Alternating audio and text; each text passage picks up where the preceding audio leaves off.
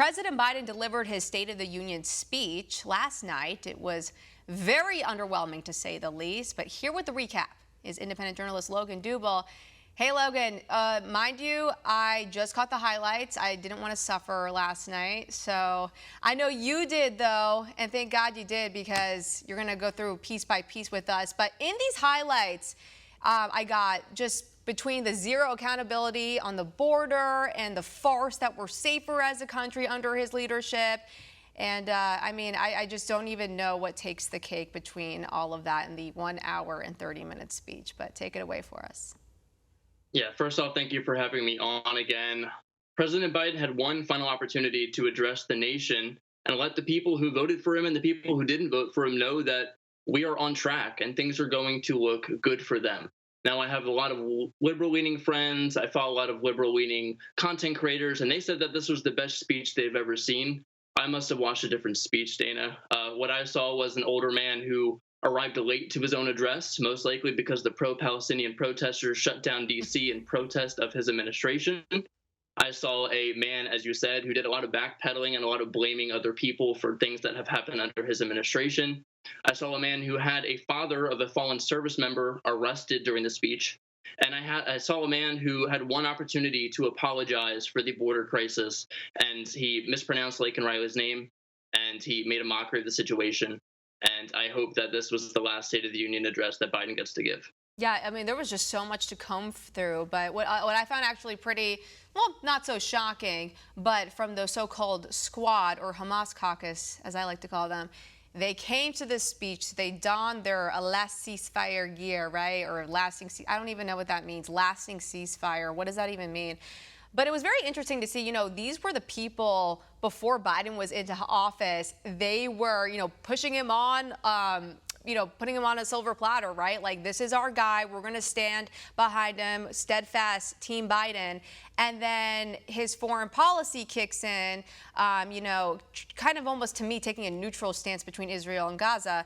And not good enough for them. And they're showing up in this gear. It's very tone deaf, to say the least. But hey, this could be a good thing for us, right? Us Republicans, because we don't want Biden to climb in the polls, and he's not looking too well in virtually every single one. In any hypothetical matchup with him and Trump, obviously, you know, our people are backing Trump, but I don't even know who the Democrats are throwing their support behind. They say it's Biden, but in the end, I mean, is it really? I really don't think it is. I think it is a little bit reassuring, though, and hopefully the average American citizen saw what I saw. He's getting backlash from both sides of the political aisle, which means that his shots of winning re-election are probably a little bit slimmer than people think it is. As I mentioned, you had the pro-Palestinian protesters blocking streets in D.C. in protest of his administration. You have members of the Democratic Party protesting him during the speech. But then you have the media who's kind of playing the other side and was really only focusing on Marjorie Taylor Greene of Georgia for wearing a Make America Great Again hat and focusing on the border and Laken Riley issue. So it would have been a little bit better if the media saw what we saw, but of course they're going to, choose their sides and run with the stories that they want to run. Oh my God, the Marjorie Taylor Greene thing, was probably my favorite part of the whole speech. Let's take a look from a clip we have where he butchers the name of poor Laken Riley, the nursing student who died as a result of his illegal immigration policies at the border. Let's run it.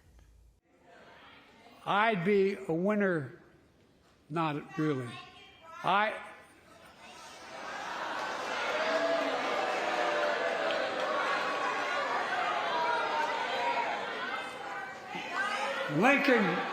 Laken Riley, an innocent young woman who was killed by an illegal.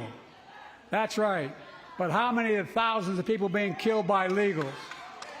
To her parents, I say, my heart goes out to you, having lost children myself. I understand. But look, if we change the dynamic at the border, people pay these smugglers $8,000 to get across the border because they know if they get by and let into the country, it's 6 to 8 years before they have a hearing. And it's worth taking the chance of the $8,000. He calls her, referring to the incident, as Lincoln Riley, not Laken Riley, not once, not twice, a couple times I saw there.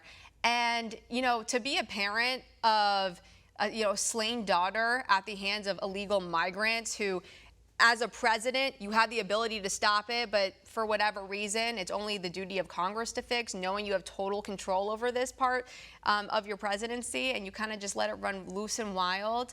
I don't even know what it's like from a parent from that standpoint, but I mean, just the fact you can't get her name right. Her mother tweeted about it this morning, or taking to Facebook, saying, you know, at least get the name right if you're going to, like, call out my child, and then make these weird comparisons to LAKEN and then his own children, talking about, oh, you know, I have a dead child too, Beau Biden.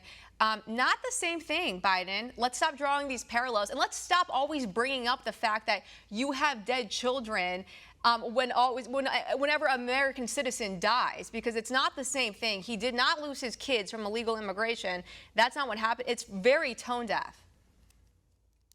Tone deaf indeed, and there's a lot to break down with this little incident that was just a small fraction of his hour-long speech. The only reason he had the opportunity to mispronounce her name was because Marjorie Taylor Greene had to shout it during the speech. I don't think that he was planning on mentioning it at all. You also had the fact that he called the murderer of Laken Riley an illegal. I think that a lot of people were happy about this, who were upset about the border crisis, but this was obviously an accident. I don't think he meant to say that. And now you have Democrats, including Nancy Pelosi, who are calling him out for that part. They're not worried about the fact that Laken Riley was killed. They're worried that Biden is calling the murderer an illegal immigrant. Yeah, and I'm just like, what's going on here? I mean, the whole country's watching this, right? Like, you would think somebody had to have prepped him at the very least on this subject. We knew that was going to be the topic on Thursday night. He had it coming. He couldn't get that one simple name right out of all the names. Let's turn to this. The GOP rebuttal was interesting. I've heard both things about it. I heard it was, you know, really good, on point, and then I heard it was kind of weird, kind of a weird thing that she was doing it from her kitchen, and then there was over-the-top theatrical. But, I mean, I kind of liked it. I think that she hit a couple of good points, it being the American dream. If you're a young person, or if you're a person who legally has immigrated into the United States, the American dream is awaiting you at, you know, the front doorstep. But we don't have that anymore because of our crumbling inflation and what's going on with that, not being able to afford the very basic of necessities in this country. So I thought she hit that really hard. You know, blue-collar worker, come from a family, hardworking people. I liked all that, but I want to know what you thought of it. I did think that the setup and the tone of her speech made it a little bit more relatable to the average American citizen, rather than, you know, sitting in your office or having the American flag draped behind. I mean, it was in a kitchen. I think a lot of people were able to relate to it. A little bit cringy with the theatrics. I wish she was just a little bit more upset or angry in a way, because you know that's how she's feeling, and you know that that's how the American people are feeling. But other than that, I think that she said what she needed to say, and I really hope that it did resonate with the American people. Yeah. Gosh, I wish I had this soft for you, but I just want to talk about the media's reaction, and even Nancy Pelosi on CNN just yesterday with Dana Bash, talking about the fact that when Biden was mentioning, he said Lincoln Riley, not Laken Riley, he did say the word illegal immigration. What a turning point, because that, of course, was a Freudian slip. But the fact that that's, you know, he called out what it was. It's illegal immigration. No ifs, ands, or buts about it. And the media tore him up. Did you have a minute to catch any of that? I did, yes. And the fact that the only part in his speech where he took accountability was a slip up or an error, like you said, is laughable and embarrassing. Mm-hmm. And the fact that Democrats and the media are focusing on the slip up, like I said earlier, rather than the fact that there was someone in this country who was murdered because of his open border policy. So it's embarrassing. And again, I'm praying that this is the last time he is given the opportunity to give this speech. Me too. I think it is going to be the last, if you look at the polls and look how, you know, Trump is leading in every state. So what a speech, man. I'm so glad I did not just sit there and waste an hour and a half of my life. But you had to do that, Logan. Thanks for doing that for us tonight, at least on this program. Have a good one. Have a great weekend. Enjoy it. You as well.